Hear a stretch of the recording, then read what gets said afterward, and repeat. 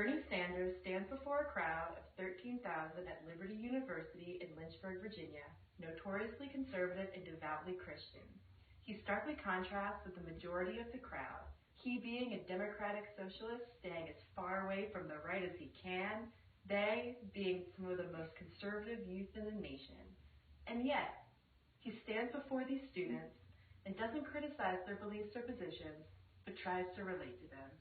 This is the magic of Bernie Sanders.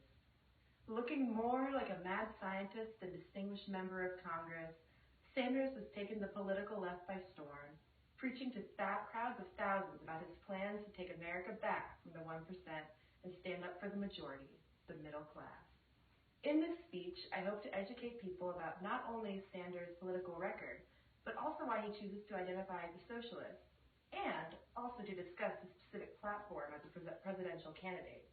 I think it's important that everyone is informed about who Bernie Sanders is and what he stands for, because he legitimately is a man of the people. His rise in popularity has been unprecedented and thrilling, and represents the spirit of the American dream. Now I will discuss Bernie Sanders' time in politics before he became a presidential candidate. Before he was the political threat he is today, he was known for being the longest-serving independent in congressional history. He served in the House of Representatives for Vermont from 1991 to 2007 and has been a senator since 2007 as well, also for the state of Vermont. During his time in the House of Representatives, he pursued a number of progressive causes.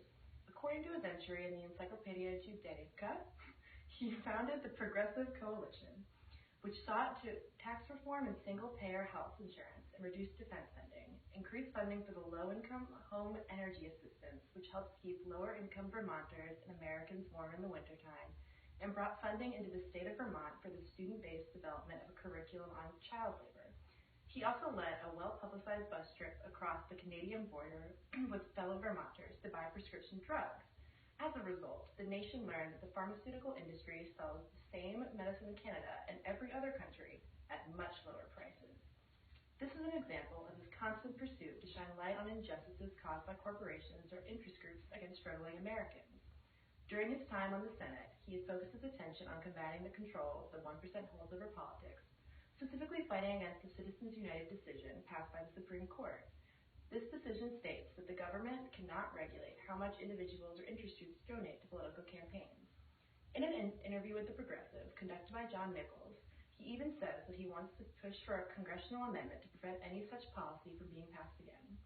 During both these congressional ventures, he has refused donations from PACs, political committees organized for the purpose of raising and spending money to elect and defeat candidates, to retain his independence as a politician. He is an anomaly in Congress, an independent working alongside Democrats and Republicans alike, trying to create social change that can be agreed on across party lines. All of Bernie Sanders' principles and decisions while serving in Congress have been built on his passionate support of a socialist governmental system, similar to that of Scandinavian countries such as Denmark and Norway. One of Bernie Sanders' most earnest pursuits has been to change the public's perception of socialism. In speeches and interviews, he often cites the socialist programs of countries such as Norway and Denmark and how they've benefited their society, providing its people with, in his words, as quoted in the Rolling Stone article Weekend with Bernie, generous social programs providing a baseline standard of living for all, dispatched by a robust, activist government and funded by higher taxes on corporations and the wealthy and reduced spending in other areas. In a Time magazine interview called The Gospel of Bernie, he describes it as a Scandinavian-style safety net. In his words, if the American people understood the significant accomplishments that have taken place under social democratic governments, democratic socialist governments, and labor governments throughout Europe, they would be shocked. This is why he continues to identify as a socialist, rather than a more socially acceptable Democrat, because he genuinely believes the acceptance of this political stance that could change our country in a significant and positive way.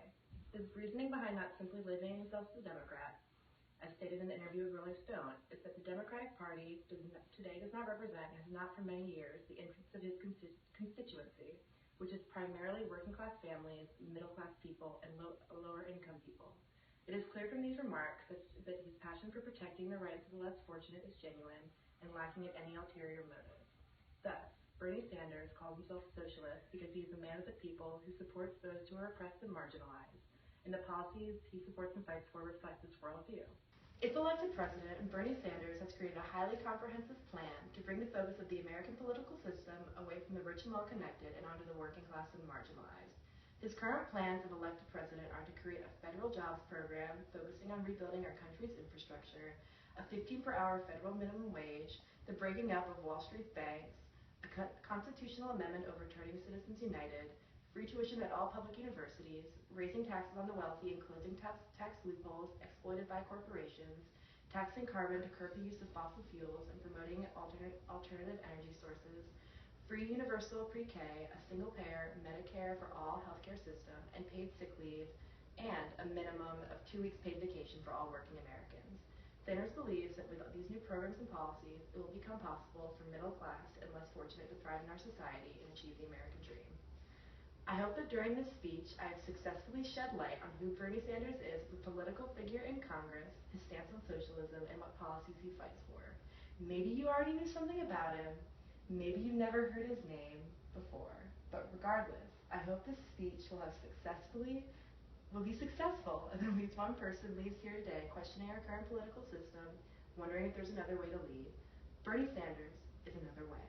Maybe some of his ideas aren't perfect, but it's a change of pace, something our country needs direly. If anything, he's an example of an underdog rising above expectations and proving that with clear vision and drive, your goals and dreams are within reach. I'll end the speech with a quote from Bernie himself. A nation will not survive morally or economically when so few have so much and so many have so little. A quote that expresses the earnestness of his platform and the plight as a politician.